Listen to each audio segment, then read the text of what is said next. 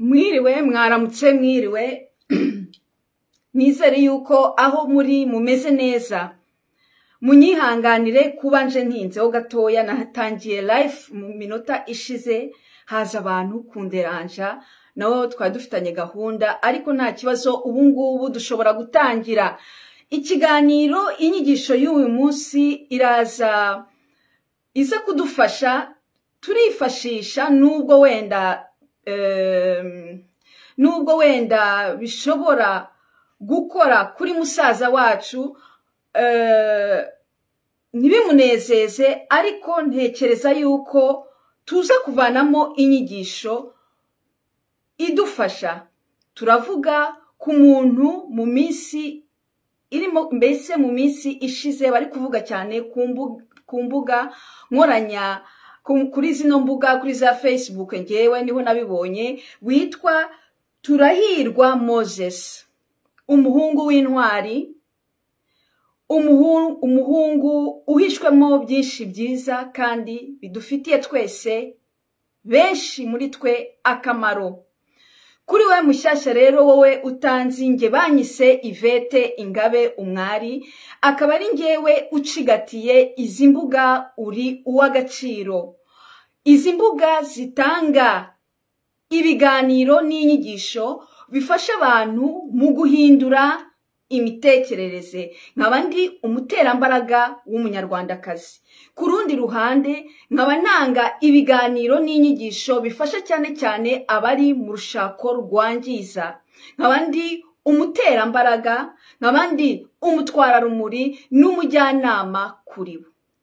Shuti zanjye nziza rero, nizere yuko aho muri mumeze neza, mutuje. Nanjye ahangaha ndi noneho ndi kumva ntujije, nubwo abantu bari bamaze kundogoya bagatuma life nari nkoze idashobora kugenda, ariko ubu ngubu ushobora gukomeza.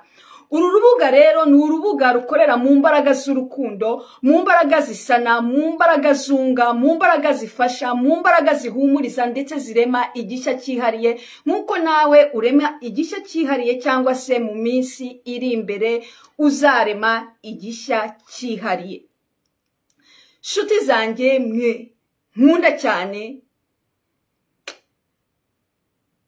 ejo bundi naricaye, hari kuwa gatanu niko ntekereza, ngiye kubona mbona umuntu anyoherereje message.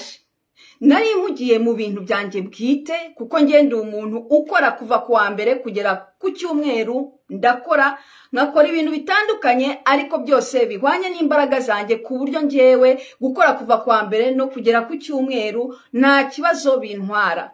Nari nicaye mu kazi, ngiye kubona mbona message, ndayifungura. Nyifunguye mbona irimo ifoto. Kuri ngewe rero kunyereka message irimo ifoto, nabifashe gutyo, mbona ifoto nkabona aho ibintu biri ni gutyo, mpita mbifata, nta bindi bitekerezo mbese za zindi fantasy zihita zinza mu mutwe, ni gutyo meze. Maze kubona iyo foto ndabyihorera, ngiye kubona mbona umuntu arongera anyandikiye message, atari ko nta kintu uri kubona kuri iyo foto, uwo muntu ntago muzi. Ndamusubiza nti ntago ndi kwibona neza, ibyo ndi kubona ari umuhungu mwiza uhagaze aho inyuma, uri muri nature. Mpita nanandika rwose, ni umuntu yamufotoye amafoto meza cyane. Ahita anyoherereza noneho message ngo mbese ihita injyana link, ihita injyana kuri Facebook.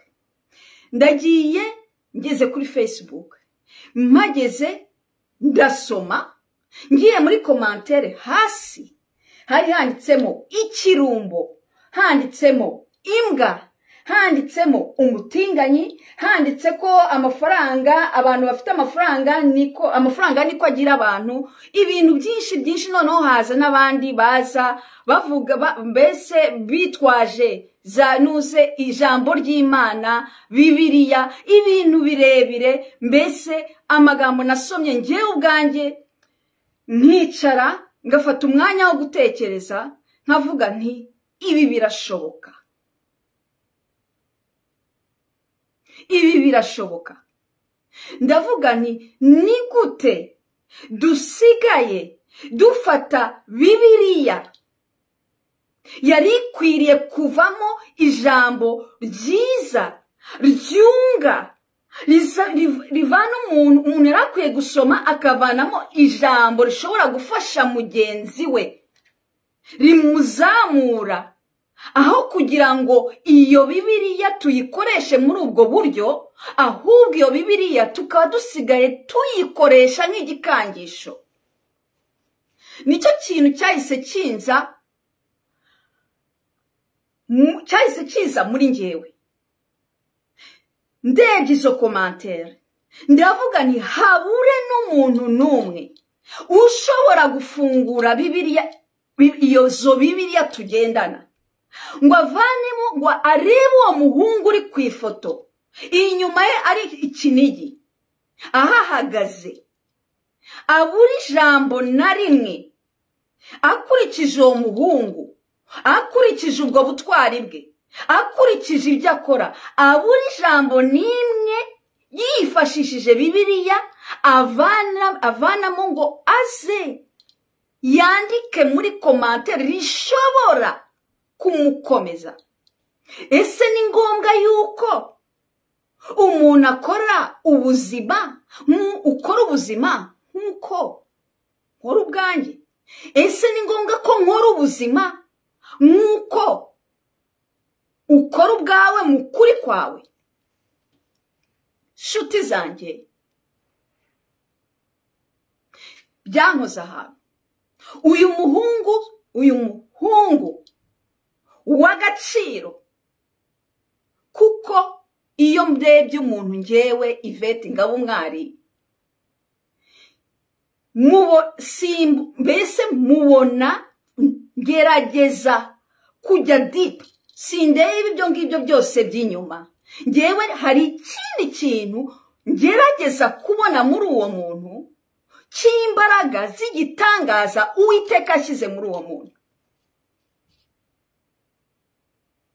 Kuba mumwita ngo ni umutinganyi, mumwita ngo nimbwa, mukabura n'ikintu na kimwe cy'agaciro Uwiteka yamushyizemo nk'uko nawe yakigushyizemo kandi kigaragara, ntushobore gufata ya Bibiliya ikuri iruhande ngo ariyo uvanamo amagambo, ahubwo amagambo atuma wa musore akurushaho kurabagira, ahubwo ukazana Bibiliya imukangisha. Naravuze nti ibi ntibishoboka. Turacyafite umurimo munini wo gukora, turacyafite ibintu byinshi byo kwiga no kwigishwa, turacyafite umurimo mwinshi wo gukora, turacyafite ibintu byinshi byo kwigisha. Kuba ari umutinganyi wowe ukaba utari umutinganyi ntibishatse kuvuga yuko mwese mutaraba agaciro.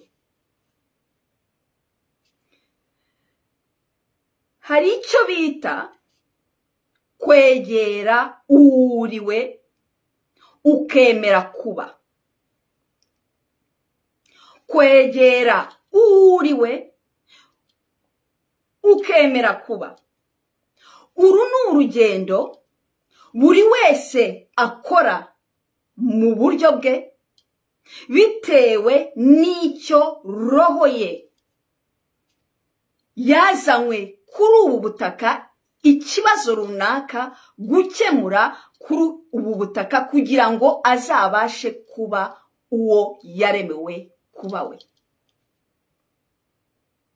Ibi bikorwa muri uru rugendo habayeho gukanguka, gusobanukirwa igikomere cyawe, ukabasha kukibona, ukabasha kucyakira,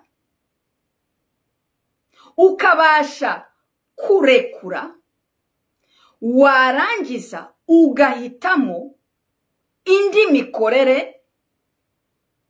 Iyo mikorere uhisemo ikaba ari imikorere igusaba kurenga ubwoba, ari icyo nakwita kuri umwe cyangwa kuri undi bitewe n'ibyo roho n'ikibazo roho ye yaje gukemura, ubwo bwoba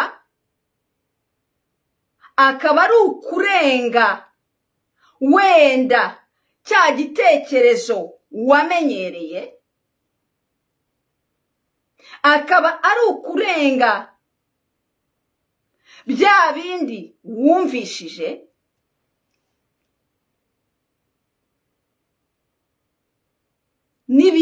n'ibindi ntashobora kwinjiramo. Iyo umaze kurenga ubwoba, wiga gukorera mu bundi buryo utazi ariko roho yawe isobanukiwe, ubwo buryo bukaba ari uburyo bukuzanira wowe ubwawe nk'ikiremwa muntu urukundo, bukuzanira wowe nk'ikiremwa muntu icyo nakwita nabyita ngo iki, umunezero, bikuzanira wowe nk'ikiremwa muntu nabyita ngo iki, ukorera muri ubwo buryo bwa abundance. Shuti zanjye, si ngombwa yuko twemeranywa buri wese na degré de conscience yiwe, ariko muri makeya impamvu ibyo uriya musore yakoze byakubangamiye, si uko mu by'ukuri muri wowe nk'umuntu udakunze ibyo yakoze. Dushobora si ngombwa yuko wemeranywa nanjye, ahubwo impamvu ibyo yakoze byakubangamiye nuko we yihaye uburenganzira bwo gukora icyo nawe wakabaye wihaye uburenganzira bwo gukora, ariko muri wowe roho yawe n'ubwonko bwawe ntibihuza.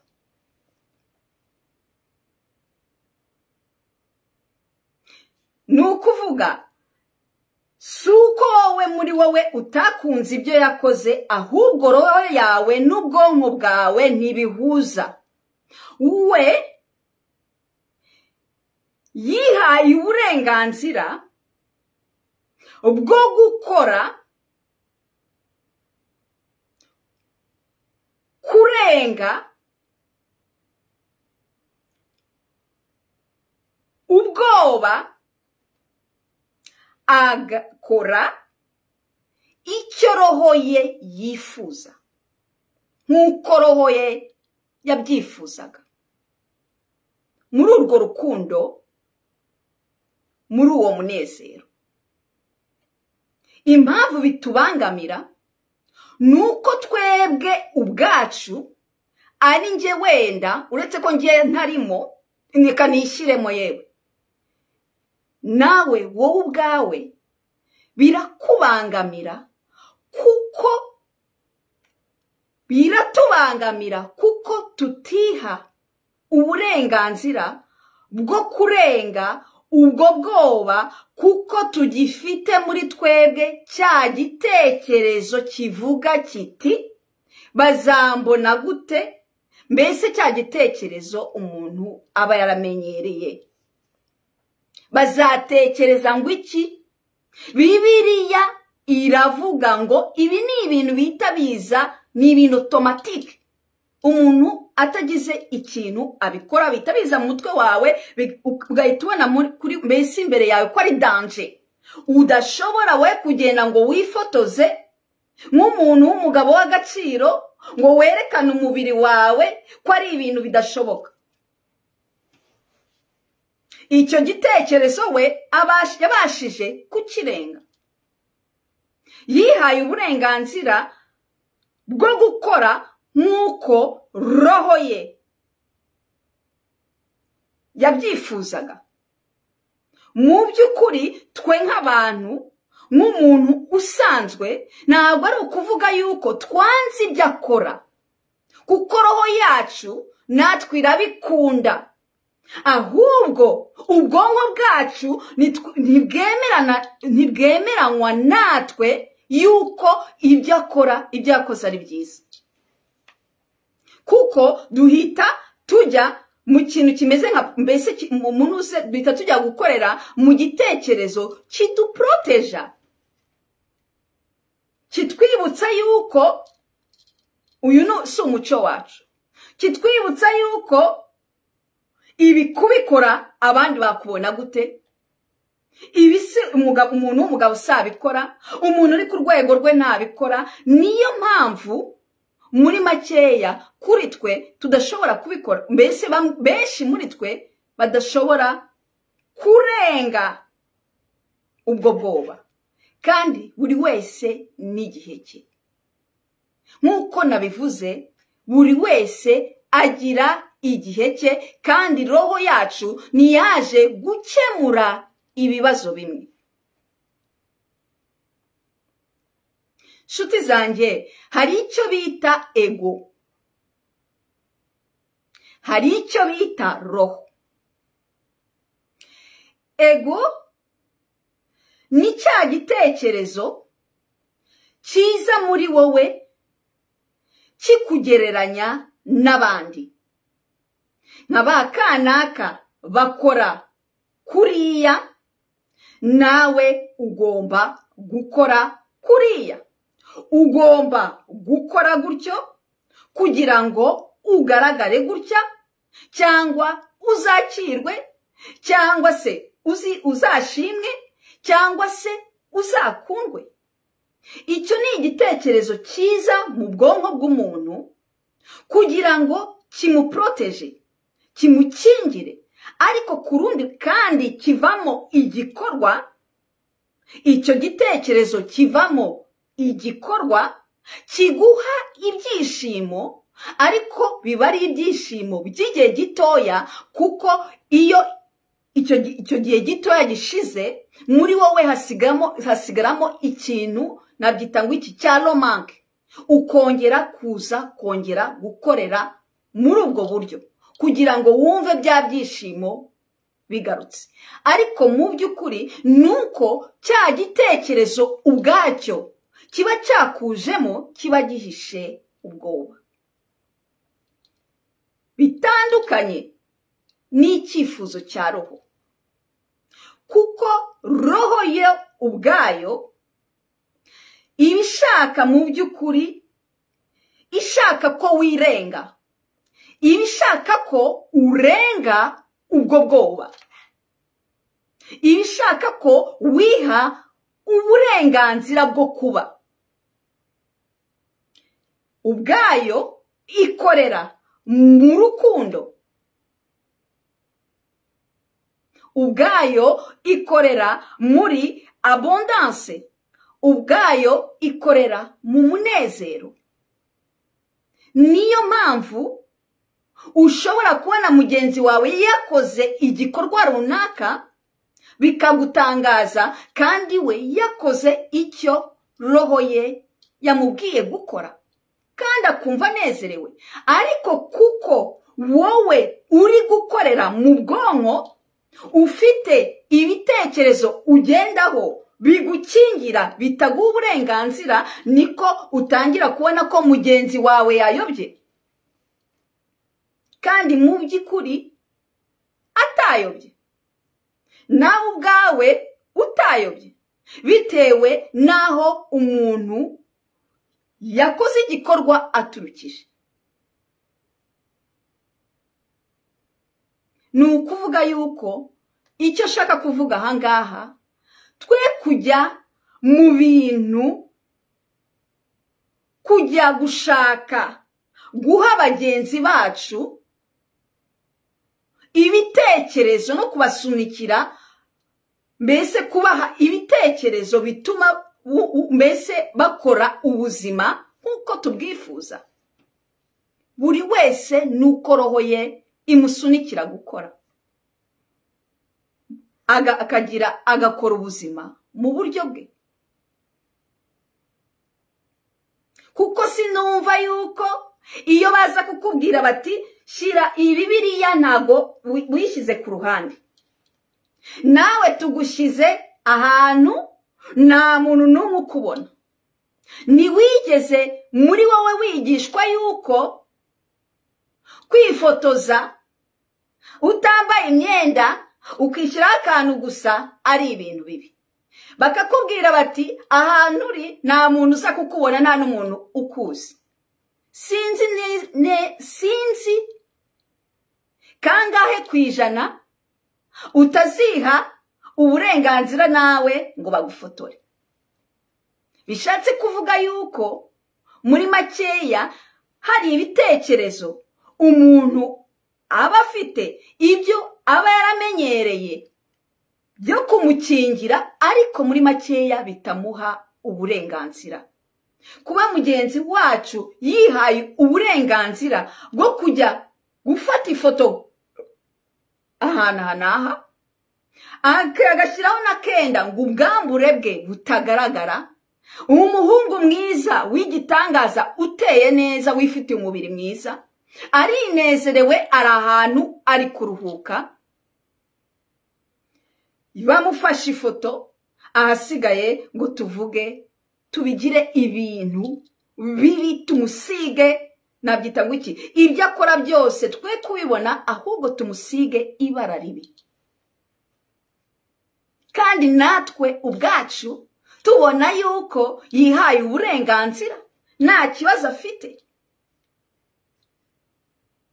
Nawe ubwawe uwagushyira aho hantu akakubwira ko nta muntu uri kukureba, mbese akagezayo na Bibiliya umwanya muto, akakubwira ko Bibiliya nta hantu ivuga yuko kwifotoza umeze gutya hari icyaha kirimo, nekereza ko nawe uzareka bakagufotora. Tujye tumenya kuvugisha ukuri, twibwize ukuri, tureke gushinja bagenzi bacu. Uragiye uranditse ngo ni umutinganyi, uramututse ushyize hasi. Shuti yanjye, niba uri umubyeyi ukaba ufite abana batoya cyangwa ukaba ufite abana barimo gukura, bazagenda bagasoma message yawe, cyangwa nibuze bumva amagambo uvuga abantu bihitiyemo uburyo bwabo bwo kubaho, bakiha uburenganzira, bakarenga ubwo bwoba, bakerekana muri sosiyete, bakemera uwo mwijima wabo, umwana wawe akumva amagambo akuvamo, agaya abo bantu, agasoma ibyo wanditse, kandi wenda uwo mwana nawe, uwo mwana uri mu rugo rwawe, wenda nawe yiyumvamo ko azamera nk'abo bantu. Niba ari umukobwa yiyumvamo ko akunda, afite ikintu cyo gukunda abakobwa, cyangwa niba ari umuhungu akumva muri we harimo icyo kintu cyo kugira kumva afite urukundo rw'umuhungu nkawe, uribaza ko uwo mwana n'afite imyaka 16, 17 ari mu rugo rwawe, akabibona, wumva agahinda uwo mwana afite. Utekereza yuko mu gukora muri ubwo buryo, uvuga ayo magambo, wandika ayo magambo, uwo mwana akabibona, uko azagenda akura bitazatuma atari ibintu bituma umuramu w'iteka yamushyizemo utazashobora kuboneka, kugaragara, agakura mu gahinda, akaba wa muntu muzashingira, yagera mu rugo akaba umuntu wo kugira guhimbaza gusa sosiyete, ariko mu by'ukuri yicira izindi nzira. Ibi mwavuga ngo ntabwo ari byo, ariko hari abantu nzi bameze gutyo. Afite umugore n'abana, afite umugabo, ariko ku rundi ruhande yabikoze kugira ngo anezeze sosiyete. Aho mu Rwanda barahari benshi, yabikoze kugira ngo anezeze sosiyete. Mu rugo ntakora ku mugore we, amukora rimwe mu gice cy'umwaka, mu rugo nakora ku mugabo we amukoraho rimwe mu gice cy'umwaka, umugabo yaracanganikiwe, umugore yaracanganikiwe, bose nibumva sosiyete ntishobora kubemerera kubaho mu buryo kubera amaso y'abantu ko bazabibona. Rugora bacungacunga, umugore aca umugabo ku ruhande akajya kuryamana n'abandi bagore, umugabo agaca iruhande akaba afite abandi bagabo ku ruhande. Uribaza uwo mwana wumva noneho ibyo wandika, akumva amagambo uvuga ngo abantu n'abatinganyi, wabashyizeho ibintu, wabasize ibintu bibi, uri gutekereza ko uwo mwana umuramu w'Iteka yamushyizemo uzabasha kugaragara. Kandi ku rundi ruhande dufite abantu bari gukorera muri ubwo buryo muri iyi sosiyete. Nta kuntu twaha abantu uburenganzira bwo kuba abo turi bo, abo bari bo, tukabaha uburenganzira bwo guhumeka, aho kugira ngo tugende natwe abantu bamwe muri twe bijijisha kandi bazi neza ko bakoze mariage kugira ngo banezeze sosiyete, ko ari kirazira,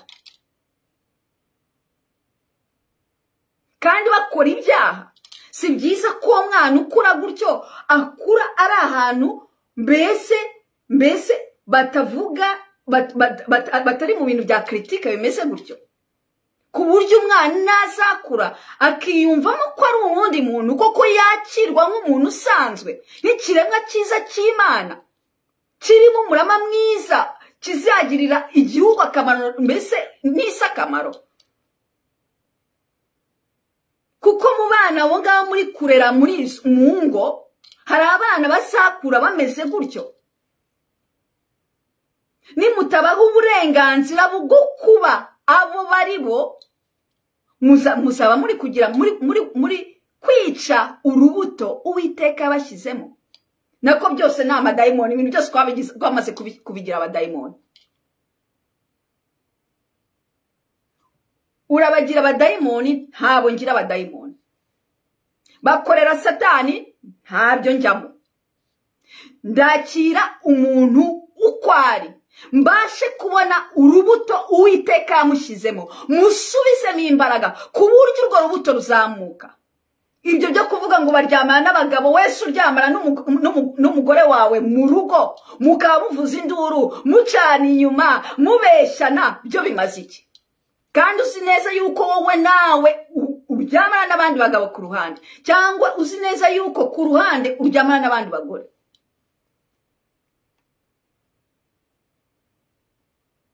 Kuba umuntu ari umutinganyi ntibishatse kuvuga ko ari mubi, ntibishatse kuvuga ko muri we hari mu busa. Ni ikiremwa nkawe, nubwo we yahisemo ubundi buzima, yiyumva ukundi, agahitamo ubundi buzima, gukora ubuzima mu kuri kwe. Duhe bagenzi bacu uburenganzira bwo guhumeka.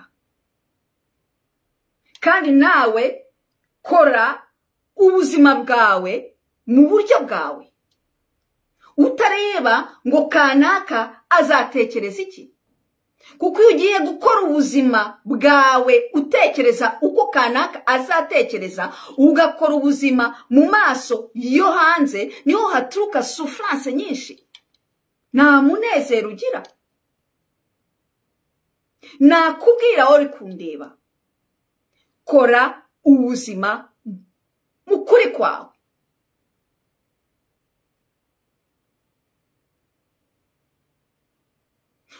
Dufashe umuhungu mwiza, ngo nuko gusa yifotoje iyo foto, turamututse, turamurangije, tumwambitse ibibi byose, nta no kureba tuti uyu muhungu arimo imbaraga z'igitangaza, imbaraga impano y'igitangaza kandi ari nayo Bibiliya ivuga. Kuko iyo mpano ni igomba guhindura aho uri, ni igomba guhindura ubuzima bwawe, ni igomba guhindura igihugu, ni igomba kuba igisubizo cya bagenzi bawe. Nufashe iyo Bibiliya ngo urebe utahubwo uyu muhungu nubwo bwose ari umutinganyi, nubwo bwose bavuga gutya, wenda tutemberanye ntuze ubuzima bwe, ubuzima afite budahuye n'icyo menyereye, ariko uriya muhungu afite impano y'igitangaza. Yabashije kugera ku kintu benshi muri mwe bagishaka, aragikuza agera ku rwego ninde uzakimukuraho. Nabonye banandika ngo byose ngo buriya ngo ntuze ngo byose byabuyobeye. Bimuyobera iki? Umunyempano nk'uriya nta cyamuyobeye. Ahubwo nakubwira nti inshuti yanjye, ishakemo ibiguhishwemo. Uyu muhungu umwihorere kuko yamaze kugera ku kintu benshi muri twebwe batari bageraho, kandi isi ikeneye, kandi igihugu gikeneye. Muri mwebwe muvuga ngo si muri abatinganyi, ninde utoda akambika abantu umunyarwanda akaba yambaye umwenda mwiza werekana ko ari n'umunyarwanda udoze mu buryo bwihariye? Ninde muri mwe wageze kuri urwo rwego? Ndavuga uyu umugabo w'agaciro, njye sinamuzi, ahubwo ni icyigisho kuri njye. Indashyikirwa, intwari. Ninde? Muramutuka, mumutuke, ariko yakoze ku kintu benshi wamubaza uti nizihe mbaraga zikurimo, ntasobanukirwa ibyo ari byo. We yabashije kuzivumbura, arayikuza. Ahomba iki? Ntacyo ahombye, kuko arifite, kuko yageze ku kintu aragifata. Ahubwo ishake, ihe nawe uburenganzira ukurikije roho ikurimo bwo kuba uriwe. Humeka. Ndabizi ko iki kiganiro kitanezeza benshi, kuko ntajya mu ruhande bose bagiyemo, kuko njyewe mfite ubundi buryo mbonamo ibintu. Kuba kanaka ameze gutya ntibishatse kuvuga yuko umuntu amushyira ku ruhande, mwambika ikintu kibi, kandi mubona ahantu uburyo mutakigura iyo mushaka umwenda mwiza ngo muke mutakijya kugira gukomanda mu Bushinwa. Ibintu bisa nabi, karita itari nziza, ahubwo mufite ahantu mujya abantu nuze mu Rwanda bakakwambika ukaberwa kandi ukaba uri chic, modern.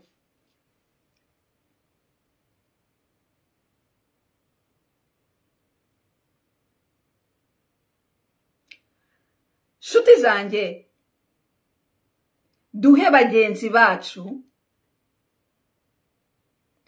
umwanya wo kutwereka amabara ya roho yabo.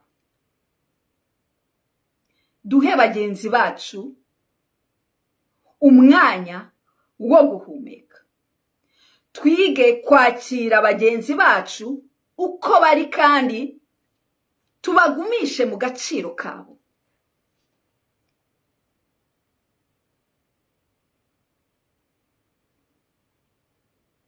Twige kubabwira amagambo atuma barushaho kugira imbaraga ndetse no kurabagira. Nakubwira wowe undeba nti ishake, ibone, ihe uburenganzira nawe bwo kurabagira, ihe uburenganzira bwo kuba uwo uri we. Ihe uburenganzira bwo kuba. Ihe uburenganzira bwo guhumeka. Narangiza nkubwira muhungu wacu w'agaciro, Moses, sinzi niba iyi life uzayibona, ariko wenda ntawamenya, kubwanjye njyewe Yvette Ingabe Umwari ndakwifuriza kurushaho kurabagira. Ndakwifuriza kurushaho gushikama. Ndakwifuriza kurushaho kuba mugari. Ndakwifuriza kurushaho kwerekana ayo mabara yose ya roho yawe, kuko nawe ugera ku rumuri atarabanjije guca mu mwijima. Ndabanezerewe mwe mwese mwabashije kugira ubutwari bwo kwerekana abo muri bo muri sosiyete.